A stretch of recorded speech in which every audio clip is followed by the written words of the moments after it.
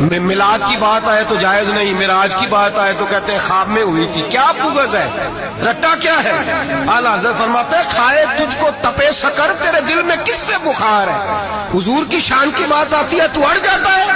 ابو بکر صدیق سے پوچھ، ابو جہل نے آ کے کہا تیرا رسول کہتا ہے میں 18,000 سال کا سفر 1 منٹ میں طے کر آیا ہوں، زمین جنت دوزخ ہر شے دیکھ آیا. ابو جہل کہہ رہا ہے. ابو بکر صدیق فرمانے لگے اگر محمد عربی نے کہا تو حق اور سچی کہا ہے، اگر رسول اللہ نے کہا تو حق اور ماننے والا، عقیدہ بنا ماننے والا.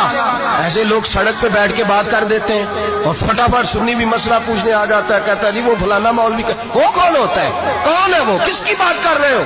بات کرنی ہے تو ابو بکر صدیق کی کرو، عثمان غنی کی کرو، مولا علی کی کرو، انس بن مالک کی کرو، طلحہ اور زبیر کی کرو. ہم کسی دائیں بائیں والے شخص کی بات